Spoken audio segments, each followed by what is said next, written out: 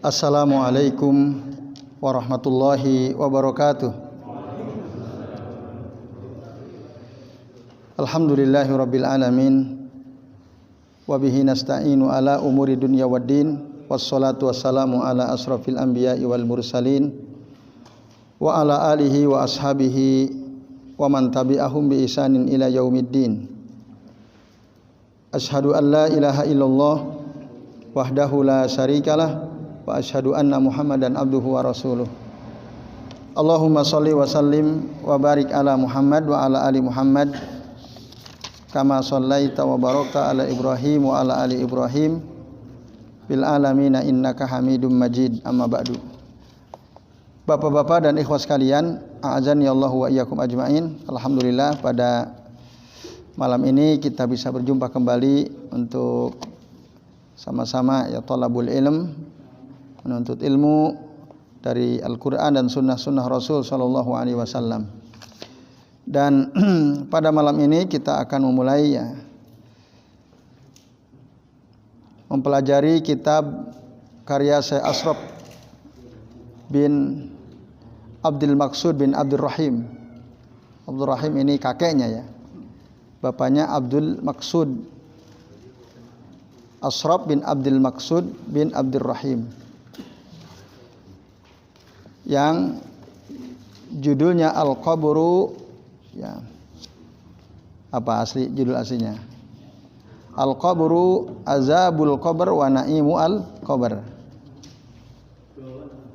Nah, tidak banyak informasi tentang siapa Ashraf bin Abdul Maqsud bin Abdul Rahim ini. Kami sudah telusuri. Ada keterangan di kitab ini sendiri ya, bahwa beliau adalah murid dari Syekh Rabi bin Hadi Al-Madkhali rahimahullah ya. Beliau Syekh Rabi sendiri adalah muhadir ya, dosen di UIM, Universitas Islam Madinah min Ahlil Hadis. Jadi beliau adalah pakar hadis, murid daripada Syekh Al-Albani. Jadi Syekh Rabi ini guru, di antara gurunya adalah ya Hafidh Al-Hakimi Ahmad bin Yahya An-Naj'i Muhammad bin Aman. Oh maaf, itu murid-muridnya. Kalau gurunya ya di antaranya Syekh tadi Muhammad Nasiruddin Al-Albani, Syekh Abdul Muhsin Al-Abbad, Muhammad Amin As-Sinkiti, termasuk Syekh Abdul Aziz bin Baz. Ya itu di antara guru-guru beliau. Ya, termasuk Hafidh Hakami tadi ya, Ahmad bin Yahya An-Naj'i Muhammad bin Aman Al-Jami, termasuk Syekh Abdul Ghaffar Hasan Ar-Rahmani rahimahumullah Al-Jami ya. Itu di antara guru-guru beliau. Nah, Syekh Rabi sendiri beliau wafat tahun Alfaini Homsah wa Isrin ya, tahun 2025 yang lalu. Belum lama beliau meninggalnya. Syekh Rabi ya, belum lama meninggalnya. Nah, ini dianggap sebagai ulama ahli sunnah wal jamaah minas salafiyah. Nah, ini guru daripada Syekh Ashraf bin Abdul Rahim atau bin Abdul Maqsud bin Abdul Rahim. Bahkan beliau secara tegas di dalam kitab ini menyebutkan ya, guru kami. Kalau Bapak Ibu, Bapak-bapak dan ikhwas sekalian buka ya di muqaddimah ya kalau tidak keliru. Ini di halaman 12 ya, beliau mengatakan buku ini sebelumnya aku perlihatkan kepada guru kami yang mulia, yaitu Rabi bin Hadi Umair Al-Madkhali hafizahullah ta'ala. Lalu diberikan koreksi, berikan muqaddimah sekaligus memberikan catatan dan seterusnya. Bahkan kalau di muqaddimah Syekh Rabi sendiri beliau memberikan pujian kepada kitab ini. Bisa dibuka di halaman 2 itu ya, muqaddimah dari Syekh Rabi. Jadi setelah beliau memuji Allah, bersolat kepada Rasul SAW. Beliau mengatakan bahwa saya telah meneliti buku yang sangat berharga ini, sebuah buku yang disajikan oleh seorang pemuda saleh, Ashraf bin Abdul Maksud. Nah, itu komentar awal daripada Syekh Rabi. Jadi ini pujian beliau terhadap karya muridnya. Dan lalu diterangkan bahwa buku ini ditujukan kepada seluruh umat sebagai bahan pengingat bagi mereka, karena banyak di antara umat itu manusia yang tenggelam dalam hiruk pikuk dunia, melupakan urusan akhirat. Ya, karena macam-macam kesibukannya. Permainan lah, mencari dunia. Sehingga lupa mengingat kubur. Keadaan yang menakutkan. Nah, sementara alam kubur itu adalah barzah ya. Sebuah barzah itu pembatas antara dunia akhirat. Dan itu adalah seperti yang kita bahas kemarin, awwalu manazilil akhirah, tempat mampir pertama negeri akhirat, alam kubur itu. Nah, itu diantara yang dikatakan oleh Syekh Rabi ya, bin Hadi Al-Madkhali rahimahullah. Nah, lalu beliau juga sedikit ya menerangkan bahwa muridnya ini, Ashraf ini, telah mengumpulkan berbagai sebab yang baik dan bermanfaat yang diajarkan oleh Rasul kepada kita, yang mana hal tersebut merupakan sebab untuk kebahagiaan di alam barzah, lalu disusul dengan kenikmatan abadi setelah dibangkitkan ruh-ruh dan jasad dari kuburnya.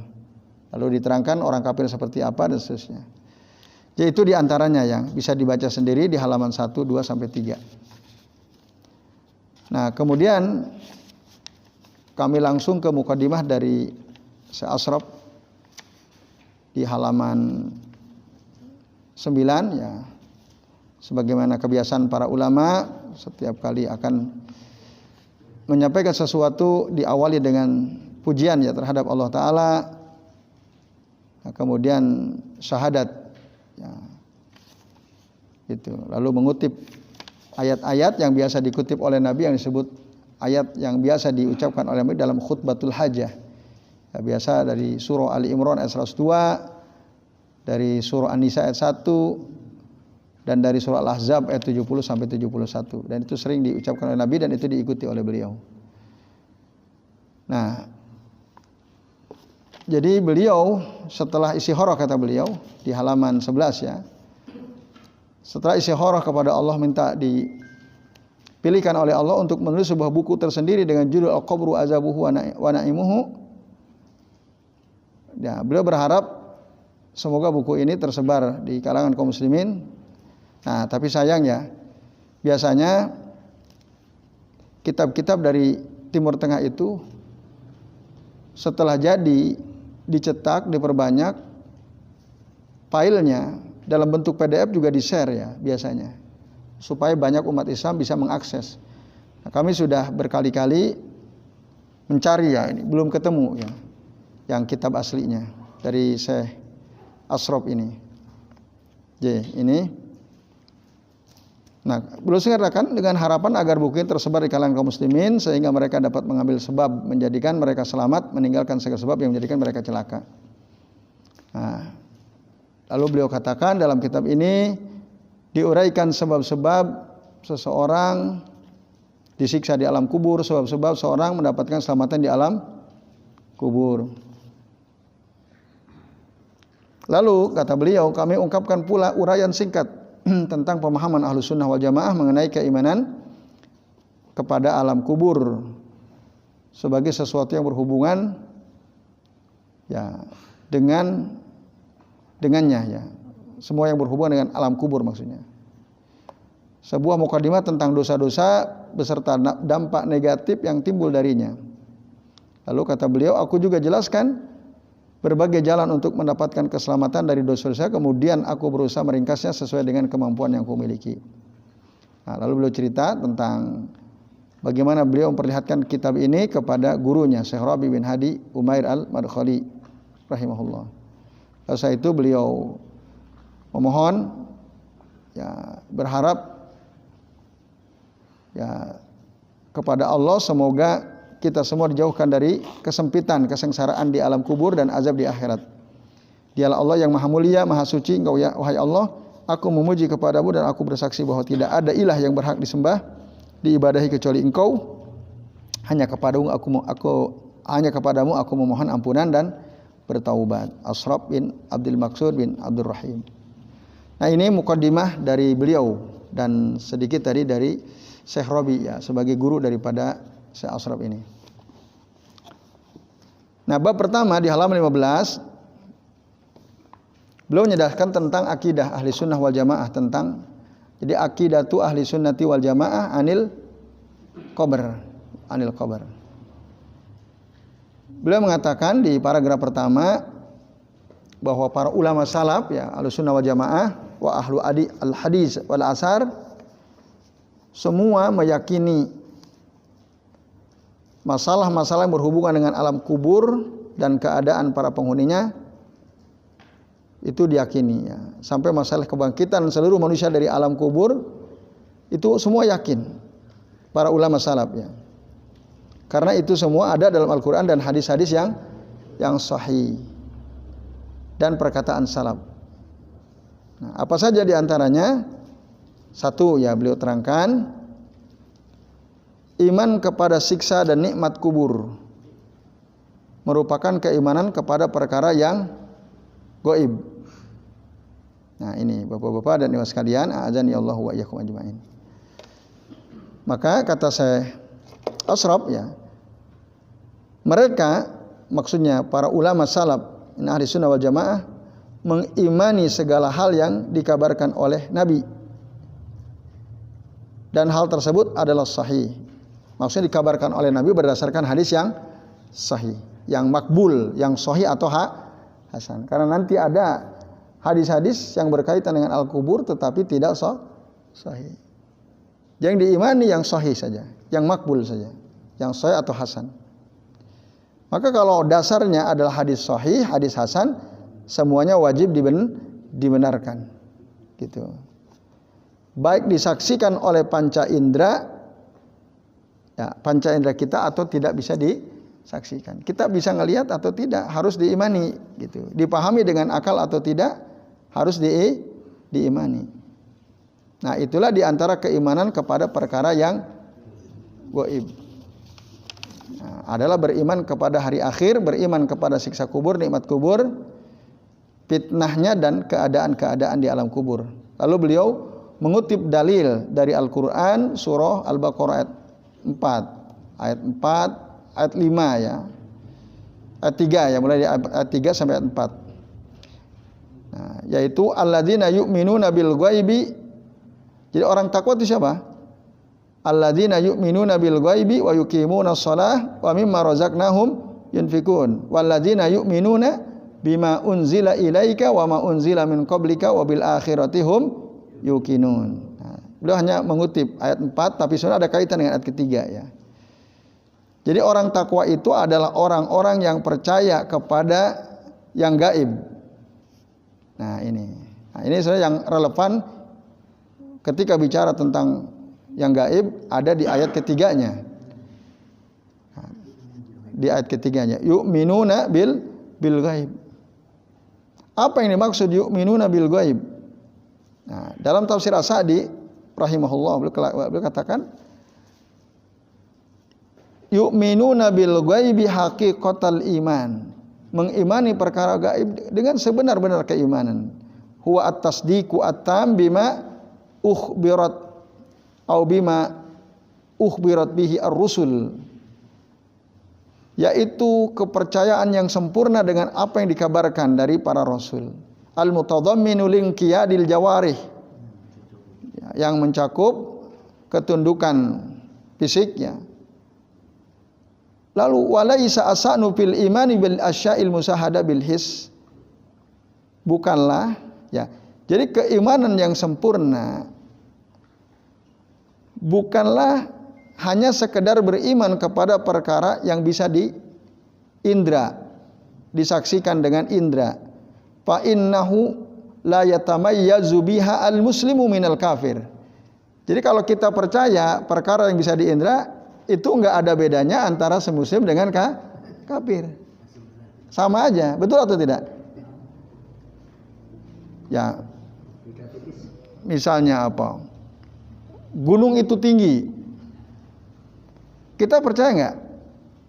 Iya, karena kita lihat. Orang kafir percaya nggak kalau dibilang gunung itu tinggi? Percaya, dia lihat. Itu al-umur al-musyahadah, perkara yang bisa dilihat.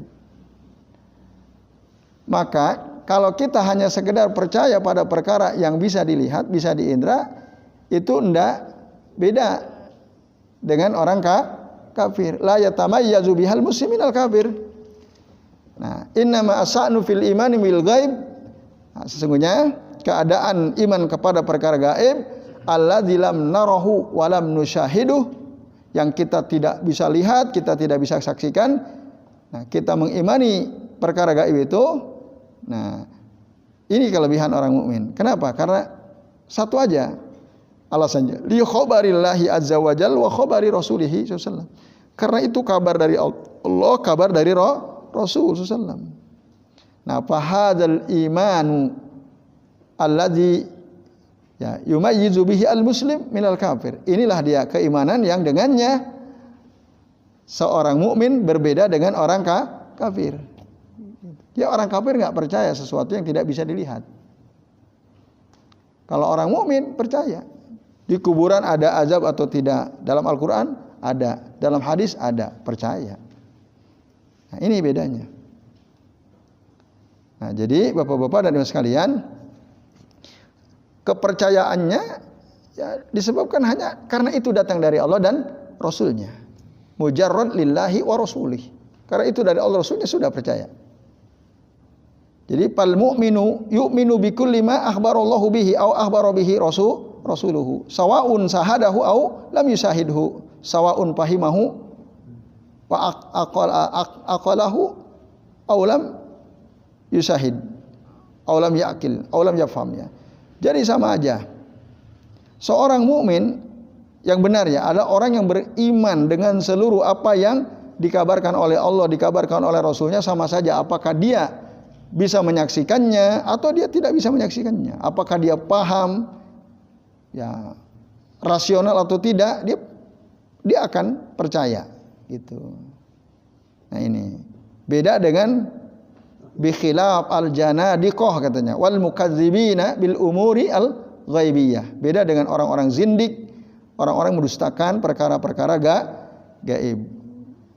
Itu bedanya. Kalau orang mukmin percaya dengan seluruh apa yang dikabarkan oleh Allah min al-ghuyub al-madiyah wal mustaqbalah, dengan perkara gaib baik yang sudah berlalu maupun yang akan datang.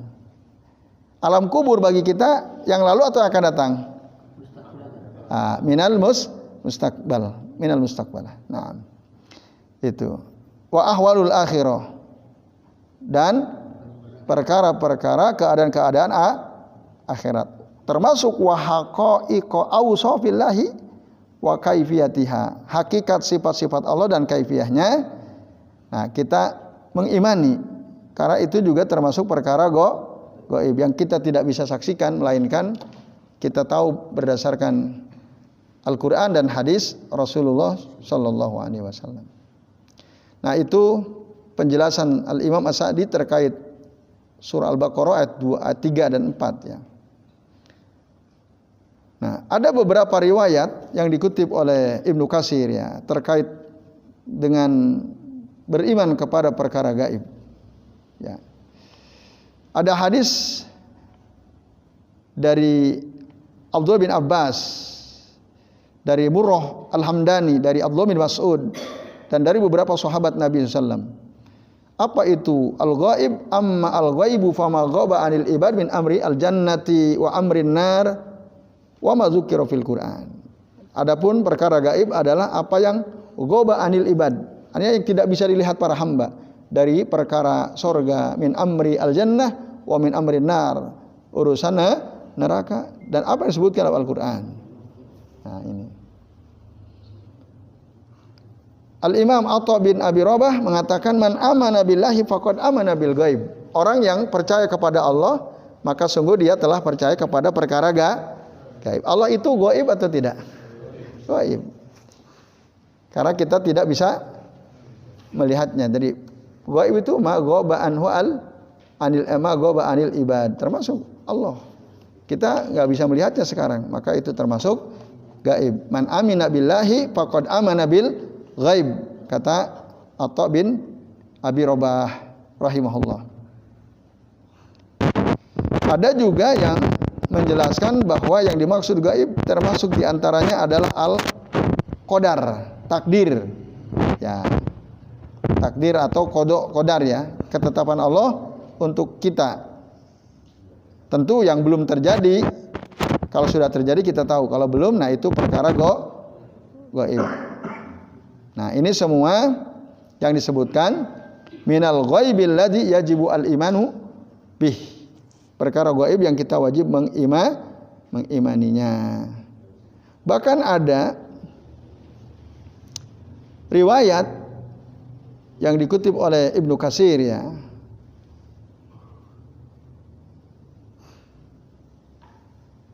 Dari sahabat Abdullah bin Mas'ud. Apa kata beliau? Inna amra Muhammadin sallallahu alaihi wasallam kana bayyinan liman ra'ahu.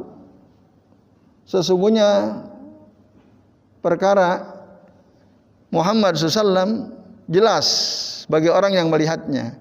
Walladzi la ilaha ghairuh, dan demi zat yang tidak ada Tuhan yang berhak disembah kecuali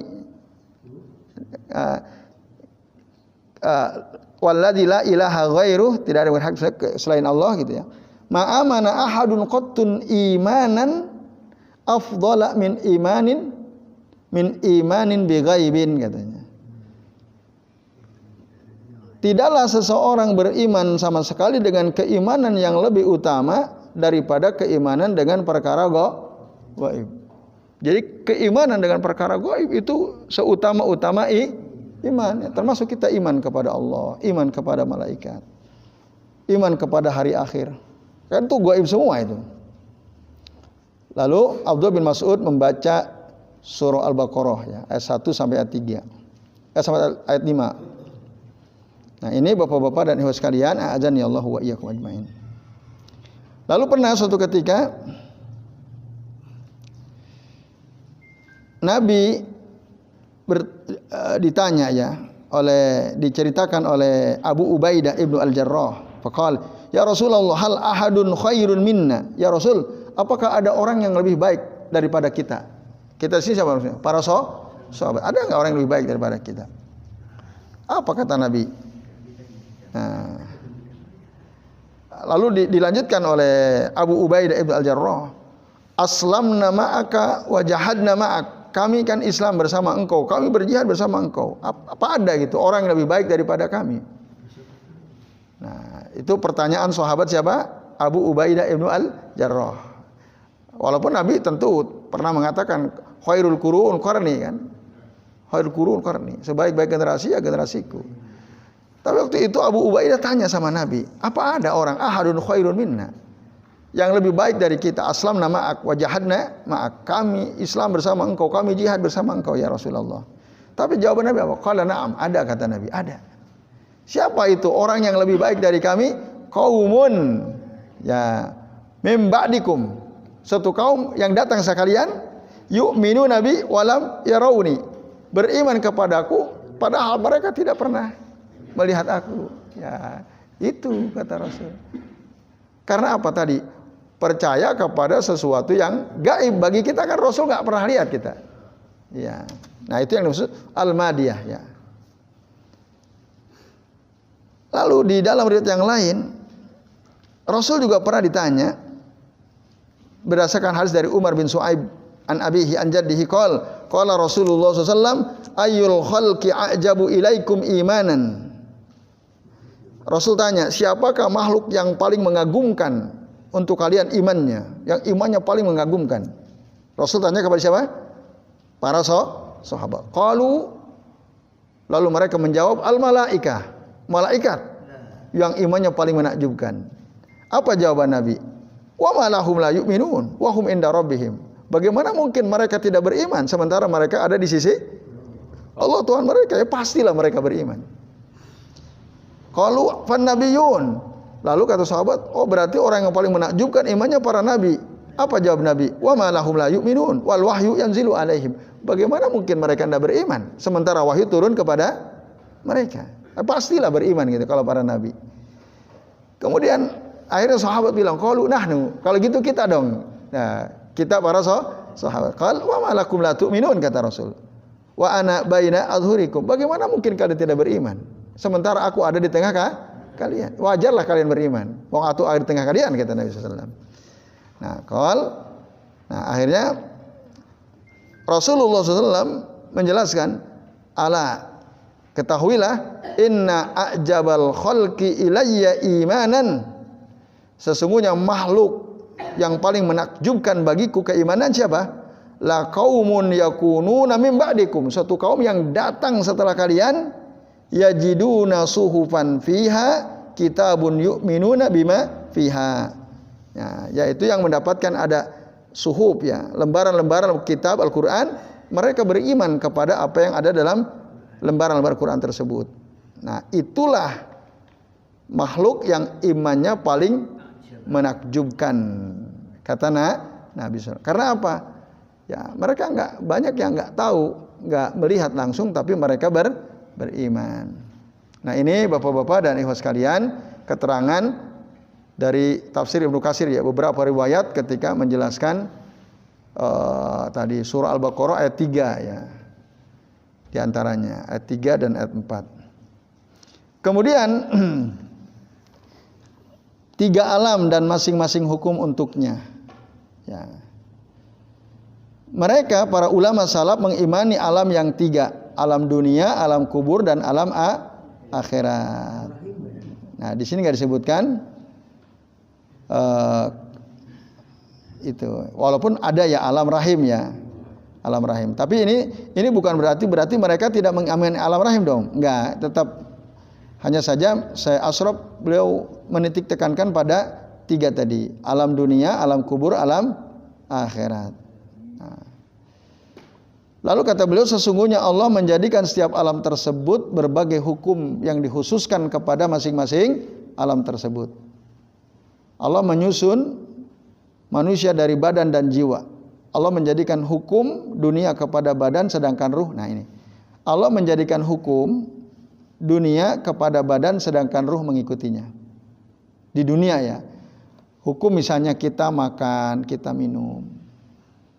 Kita kena musibah. Makan minum badan kita terasa enak enggak? Apalagi makan yang kita senang gitu ya. Kalau Panasir senangnya sate gitu ya. Yang tongseng ya, beliau senangnya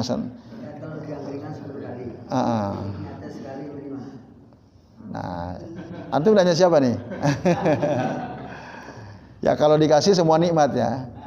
Ya semuanya enak. Nah, ya baik itu ya. Coba perhatikan waktu kita makan, kita minum, yang terasa nikmat mana coba? Badan kan? Ruh ikut menikmati enggak? Ruh ikut menikmati tidak? Ya ikut mengikuti. Cuman kan kita nggak tahu ruh kita kan. Wong kita bisa merasakan nikmat karena ruh kita masih ada. Kalau ruh udah diambil, makan sate terasa nikmat atau tidak? Ya, nggak bisa makan. Nggak bisa makan. Boro-boro makan, bergerak aja nggak bisa kan? Nah itulah hukum di dunia. Nah jadi hukum berlaku kepada badan sedangkan ruh mengikuti. Nah, sedangkan hukum di alam kubur ya, Bapak-bapak dan sekalian, yaitu terjadi kepada ruh. Ketika mendapat nikmat, ya ruhnya dapat nikmat. Ketika mendapat azab, ruhnya mendapat azab. Tetapi jasad mengikuti. Sama seperti ruh mengikuti jasad di dunia, maka jasad mengikuti ruh di alam kubur. Nah itu yang ditegaskan oleh Syekh Ashraf. Kemarin kalau tidak keliru ya Pak Singgi bertanya, itu ruhnya toh apa jasadnya juga kan gitu? Gitu Pak Singgi ya? Ada. Nah ini Di halaman 17 ini menunjukkan, menegaskan bahwa ketika seseorang ada di alam kubur, ruhnya yang kalau dia disiksa atau mendapat nikmat kalau dia orang soleh, maka jasad mengikutinya. Nah, nanti apabila telah datang yaumu al-ba's, ya, hari kebangkitan di padang mahsyar, maka dikumpulkan jasad-jasad, ya, hari dikumpulkannya jasad-jasad, manusia akan bangkit dari kuburan mereka. Allah menjadikan hukum nikmat dan siksa di dalamnya menimpa ruh juga badan secara bersamaan. Nanti waktu dibangkitkan di padang mahsyar dari alam kubur, semua akan merasakan kalau dia dapat nikmat, ya nikmatnya akan menimpa badan dan ruh secara bersamaan, akan dirasakan. Begitu juga azabnya. Nah, ini Bapak-bapak dan Ibu sekalian. Nah, ini beliau mengutip dari kitab Ar-Ruh karya Al-Imam Ibnu Qayyim Al-Jauziyah, atau dalam kitab Syarah Al-Aqidah At-Tahawiyah, ya, karya Ibnu Abi Al-Izz Al-Hanafi rahimahullah. Kemudian Bapak-bapak dan Ibu sekalian, yang terakhir, ya, ini sudah kita jelaskan kemarin, ya, bahwa kuburan itu tempat singgah pertama di alam akhirat. Nah, kemarin kita udah bahas, ya, banyak kita bahas masalah ini. Jadi bahkan ini pun sebenarnya hadis yang sudah dikutip oleh beliau di Muqaddimah, ya. Karena ini jelas menerangkan tentang alam kubur. Gitu. Jadi dalam hadis Nabi, beliau bersabda, innal qabra awwalu manazilil akhirah, fa inna jaminhu fa ma ba'dahu aisaru minhu, wa illam yanju minhu fa ma ba'dahu asaddu minhu. Jadi kuburan itu adalah persinggahan pertama di kehidupan akhirat. Barang siapa yang selamat darinya, maka kehidupan setelahnya lebih mudah baginya. Tapi bagi siapa yang tidak selamat dari azab kubur, maka kehidupan setelahnya akan lebih berat, lebih dahsyat, gitu. Nah, ini Bapak-bapak dan Ibu sekalian, a'adzanillahu wa iyyakum. Karena nanti setelah alam kubur itu ada, ya, tahapan-tahapan alam-alam lainnya, ya, yang kita kenal berdasarkan dalil, ya. Ada dikumpulkan di padang mahsyar, ada yaumul mizan, ya, hari ditimbang, yaumul hisab, termasuk apa? Masuk ke telaganya Rasul sallallahu alaihi wasallam, minum dari telaga yang disebut oleh sebagian ulama dengan nama telaga Al-Kautsar, karena airnya dari sungai Al-Kautsar berasal dari surga Firdaus, ya.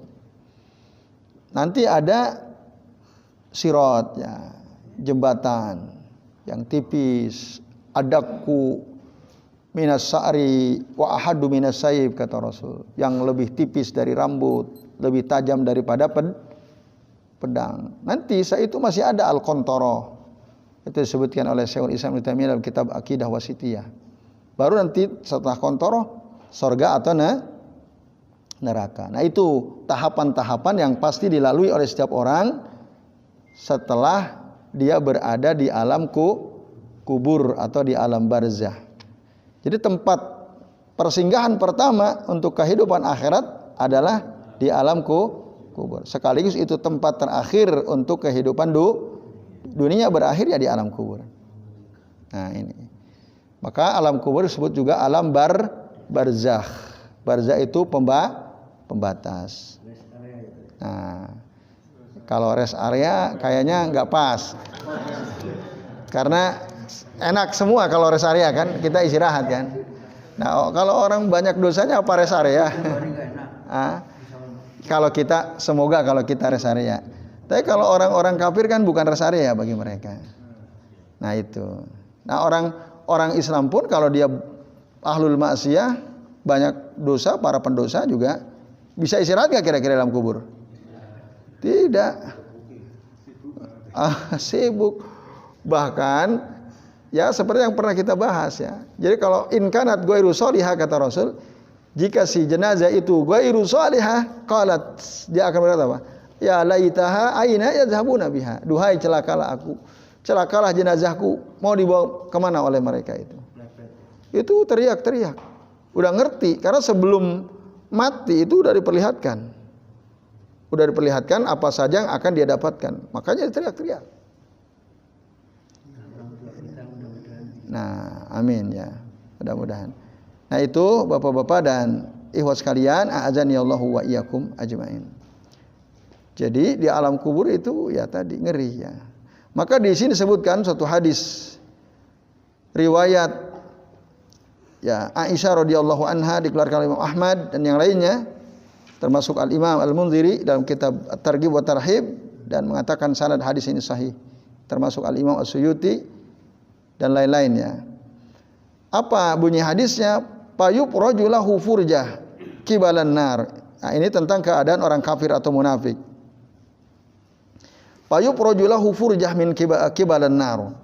Akan diperlihatkan neraka kepada orang kafir, orang munafik, termasuk para pendosa tentu saja.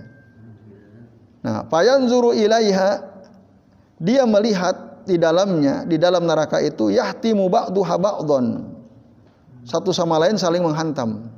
Maksudnya antara api neraka dengan api neraka. Fayuqalu lahu, lalu dikatakan kepada si orang kafir munafik, para pendosa ini apa? Hadza maq'aduka ala syakki kunta wa alaihi mutta wa alaihi tub'asu insyaallah taala summa yu'adzabu. Nah, inilah dia tempatmu. Jadi di alam kubur itu udah ditunjukkan neraka, lalu dikatakan kepadanya inilah dia tempatmu. Dahulu kamu ada di dalam keraguan-raguan, mati dalam keadaan ragu-ragu ya, dan dibangkitkan dalam keadaan sama ragu-ragu.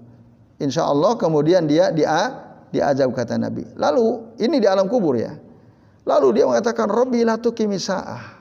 Rabbi la tuqimi sa'ah. Ya Allah, ya Rabb, jangan engkau datangkan hari kiamat. Dia kalau orang kafir, orang munafik, para pendosa yang mendapat azab di alam kubur, padahal diazab tetap tidak mau kiamat. Karena apa? Pasti lebih mengerikan. Karena udah dilihat ini neraka, dan baru masuk neraka kalau sudah kiamat kan. Oh, makanya mereka minta la tuqimi sa'ah, jangan engkau datangkan kiamat.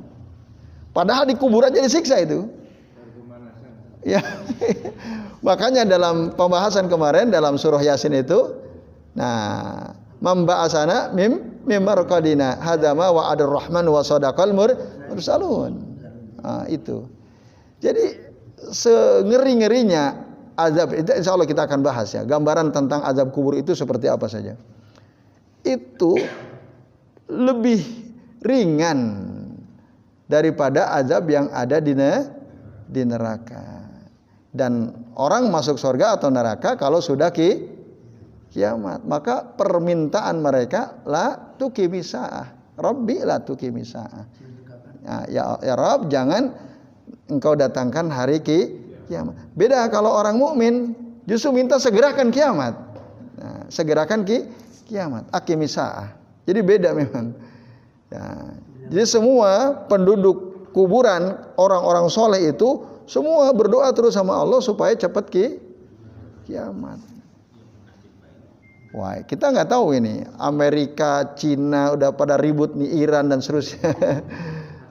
Aduh ya, sampai ada mantan presiden kita itu menulis ya di medsosnya mengkhawatirkan keadaannya. Jadi keadaannya persis menurut beliau, Pak SBY ya yang nulis tuh, saya baca tulisan beliau. Sama. Jadi keadaannya hampir mirip situasinya seperti sebelum terjadi Perang Dunia Kedua. Situasinya. Walaupun beliau berharap semoga ini tidak terjadi. Wah, kan ngeri kalau terjadi itu. Rusia, Cina, Amerika, Iran kan udah siap-siap itu ya. Sekarang lagi genting kan kalau kita ngikuti berita internasional itu. Nah, tapi ya kita terus, saya kira penting juga ajakan beliau. Mari kita semua berdoa. Andai kata seluruh penghuni negeri bumi ini berdoa kepada Allah, kepada Tuhan Yang Maha Esa, ya agar tidak terjadi ya bencana peperangan. Berarti kalau terjadi kan perang dunia ketiga kan? Nah, karena akan hancur. Nanti nuklir semua digunakan akan menghabiskan banyak sekali kehidupan. Nah, tapi yang jelas kiamat sudah dekat. Yang jelas kiamat sudah dekat. Bahkan sejak Nabi diutus jadi Rasul, nah, ana buistu wasa'ah kahatain kata Rasul. Aku diutus dan kiamat itu seperti ini, sudah dekat. Itu 1447 tahun yang lalu gitu. Wah, berarti sekarang lebih dekat apa lebih jauh? Lebih dekat. Nah, ini. Jadi Bapak-bapak dan Ibu sekalian, azani Allahu wa iyyakum ajmain. Nah, maka kenapa dia mengatakan seperti itu? Karena tahu akan ada siksa yang didapatkan di alam berikutnya, sebagaimana yang telah dijanjikan oleh Allah Subhanahu wa taala. Nah, ini Bapak-bapak dan Ibu sekalian, azani Allahu wa iyyakum ajmain. Sebenarnya kita bahas kemarin, intinya keadaan seseorang di alam kubur itu menjadi barometer kehidupan dia setelahnya. Lebih gampang atau lebih susah. Wallahu a'lam bishawab. Demikian yang bisa sementara kami sampaikan. Selebihnya mungkin ada sedikit waktu ya. Mas Yoyo barangkali ada yang mau bertanya? Ya, monggo Mas Nurkhalis ya. Mas Nurkhalis.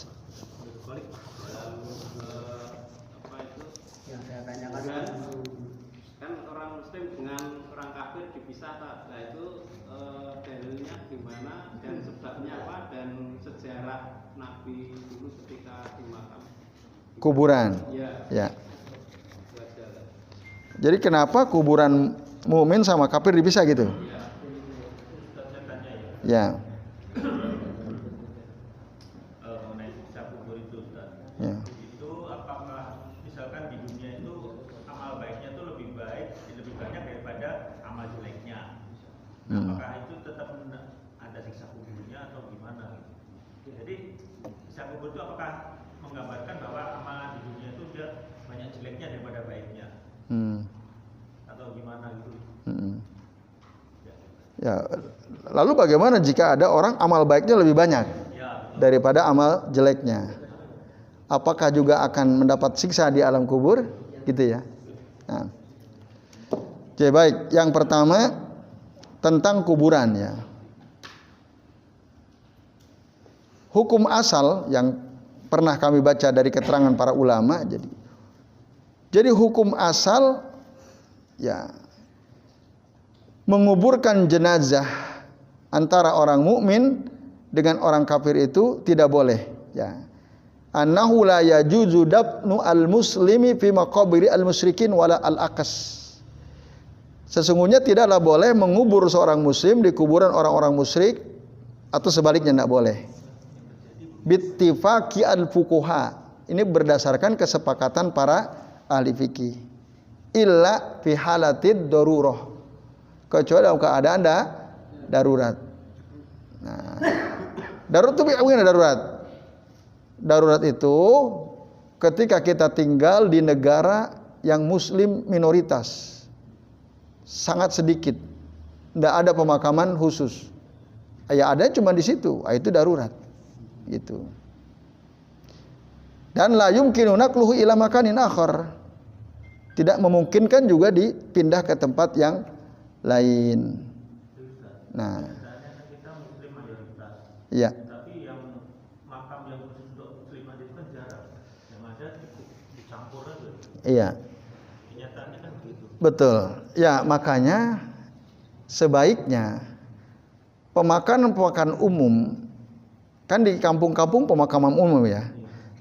Di kampung kami sendiri alhamdulillah ya sementara ini semua muslim. Tapi aturannya gitu. Karena umum non muslim pun boleh gitu. Peraturannya kan begitu peraturannya. Kalau di sini mungkin udah gabung ya kalau di sini ya. Udah campur. Nah, jadi hukum asalnya begitu. Apa sebab? Nah, itu tadi pertanyaannya ya. Ibnu Hazm dalam kitab Al-Muhalla bil Athar, ya rahimahullah, Ibnu Hazm Beliau mengatakan li'anna amala ahlil islami min ahdi Rasulillah sallallahu alaihi wasallam alla yudfana muslimun ma'a musyrikin. Gitu. Karena perbuatan orang-orang Islam sejak zaman Rasul sallallahu alaihi wasallam itu tidak menguburkan seorang muslim bersama musyrik atau termasuk bersama kafir. Ada hadis dari Basir bin Al-Khosasiyah, kalau dia mengatakan kuntu amsi ma'a an-nabiyyi sallallahu alaihi wasallam pamarra ala kuburil muslimin. Aku pernah berjalan bersama Nabi waktu itu melewati kuburan orang-orang muslim, kuburan orang-orang muslim. Nah, berarti khusus kan? Kuburan orang-orang muslim. Faqal, lalu Rasul berkata apa? Laqad sabaqaha ula syarrun kasir. Sungguh mereka ini telah melewati ya keburukan yang banyak. Summa marra ala, nah kemudian summa itu harfut tartib wat tarahi. Kan huruf ataf itu ada summa, ada fa, ada wa ya di antaranya. Kalau fa itu artinya tartib wat taqib. Kalau ini at-tartib wat tarahi artinya ada jarak gitu. Summa marra ala kuburi al-musyrikin. Kemudian Rasul berjalan melewati kuburan orang-orang musyrik atau orang-orang kafir. Faqal, lalu Rasul berkata, laqad sabaqa haula'i khairun kasir. Sungguh mereka ini telah melewati banyak kebaikan yang terlewatkan, tidak dilakukan oleh mereka. Gitu maksudnya. Nah, Ibnu Hazm komentar ketika menyebutkan hadis ini, fasahha bihadza, maka benarlah berdasarkan hadis ini tafriqu kuburil muslimin anil musyrikin. Harus dipisah kuburan orang-orang muslim dan orang-orang kafir, orang musyrik. Gitu. Kalau terlanjur mungkin dipindahkan, pindahkan. Kalau mungkin. Kalau terlanjur misalnya udah dan memungkinkan dipindahkan, pindahkan. Kalau memungkinkan. Gitu.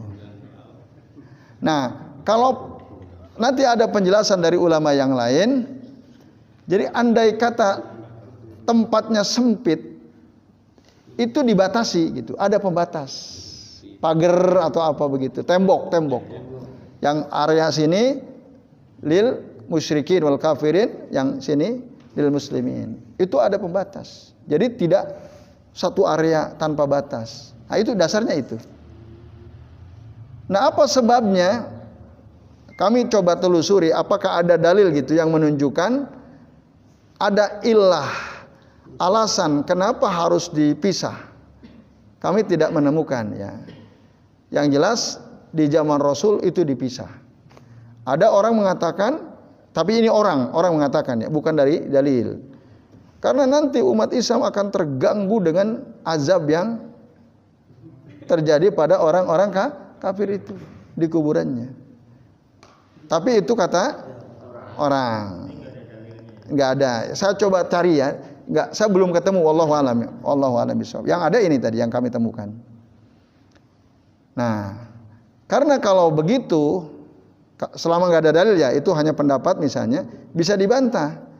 Kalau begitu, orang Islam yang meninggal dalam keadaan dosanya banyak di alam kubur diazab enggak? Berarti jangan juga dekat orang, jangan dikubur dekat orang-orang para pendosa itu. Nah, terganggu juga nanti kan gitu. Nah, wallahu a'lam ya. Itu. Nah, yang paling enak berarti kan dikubur bersama orang-orang soleh. Nah, itu Bapak-bapak. Kalau itu ada dasarnya ya. Tapi yang jelas memang umat Islam sama orang musyrik itu di zaman Rasul dibedakan. Kalau toh tempatnya lahannya sempit sementara warga daripada suatu kampung itu beragam, maka solusinya supaya bisa menjalankan sunnah ini kasih batas. Tinggal luas mana, tergantung mana yang lebih banyak jumlahnya kan gitu. Iya kan? Ya harus begitu. Siapa yang lebih banyak jumlahnya itu diberi area yang lebih luas. Yaitu. Nah, jadi seperti itu keterangan yang kami baca ya dari para ulama terkait. Nah, ada kuburan Cina makanya istilahnya ya. Iya. Ya sebenarnya kuburan khusus kuburan Islam juga ada. Ya kan? Pemakaman Muslim juga ada. Yang saya tahu di Kulon Progo itu ada pemakaman Muslim. Di beberapa di Bantul juga ada. Ada juga kan. Nah, cuma pertanyaannya kalau di kampung-kampung ada pemakaman umum, bisa nggak dikasih nama pemakaman khusus Muslim? Harusnya bisa kan? Mungkin ada. Nah, Pemakaman seniman. ini bukan Muslim, ada seniman ya. Ya, kalau seniman bisa campur. Ya itu, Mas Nurholis ya. Ya. Kemudian Pak Singgih tadi. Bagaimana nasib orang-orang yang amal baiknya lebih banyak daripada amal buruknya? Nah, apakah diazab atau tidak? Yang pasti Allah itu Maha Adil. Wa ma ana bizallamil lil abid kata Allah. Dalam surah apa itu? Wa ma ana bizallamil lil abid, surah Qaf ya. Tidaklah aku ini zalim kepada hambaku. Artinya tentu Allah lebih tahu apa yang layak dirasakan oleh orang yang amal solehnya lebih banyak daripada amal buruknya. Itu Pak Sigi. Itu yang bisa kami jawab ya. Tidak bisa secara pasti karena tadi misalnya apakah ada dalil yang mengatakan orang-orang yang amal baiknya lebih banyak, dosanya lebih sedikit selamat? Ya, tinggal tergantung sebenarnya waktu dia masih hidup banyak bertaubat atau tidak gitu. Nah itu sangat bergantung kepada keadaan dia. Waktu hidup dia banyak bertaubat atau tidak. Satu itu. Dan nah kalau kita baca kitab At-Tazkirah fi Ahwalil Mauta wa Umuril Akhirah, Al-Imam Al-Qurtubi beliau menjelaskan bahwa seorang muslim ya kesakitan-kesakitan yang dia alami entah waktu dia masih hidup termasuk waktu sakaratul maut itu pembersih kesalahan-kesalahannya. Maka kafaratul muslim. Jadi sakaratul maut itu sebenarnya kafaratul muslim. Kafarahnya seorang muslim. Untuk apa?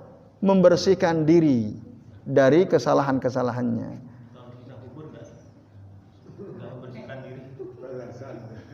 Nah, kalau siksa kubur kan tadi wa man lam yanju minhu fama ba'dahu asyaddu tadi. Orang yang belum tidak selamat dari siksa kubur maka kehidupan setelahnya lebih berat gitu. Nah makanya tadi ya kemarin kita udah bahas kan bagaimana Nabi betul-betul ngajarin kita supaya berdoa agar dilindungi dari azab kubur itu. Nah, iya itu diantaranya. Ah, itu Pak Singgi, Bapak-Bapak dan ikhwas sekalian ya. Nah, maka tapi tentu ya sakaratul maut kan itu syadaid qoblal maut kan. Kesakitan-kesakitan sebelum kematian itu pasti akan dirasakan oleh setiap orang. Nah, dirasakan oleh setiap orang. Nah, maka kalau kita bersabar gitu ya. Kita bersabar itulah yang akan menjadi kafarah. Penghapus dosa. Jadi rontok tuh dosanya. Tapi kalau kita tidak sabar jadi kafarah tidak? Tidak gitu. Maka di dalam hadis ya dari Alqamah dari Abdullah bin Mas'ud Rasul ya sallallahu beliau pernah bersabda wa annal mu'mina la ya'mala al khati'ata payusaddidu alaihi inda al mauti liyukaffiru biha anhu. Nah ini. Adapun sesungguhnya seorang mukmin itu la ya'mal al khati'ah. Dia pasti mengamalkan kesalahan atau dosa. Nah, payusaddidu alaihi inda al maut. Lalu dibuat kesakitan dia ketika mau mati. Untuk apa? Kata Nabi, liyukaffiru biha anhu. untuk menghapuskan dosa-dosa itu dari dia. Jadi semakin sakit itu semakin, kalau kita sabar ya, baik untuk merontokkan itu, gitu Pak Singgi.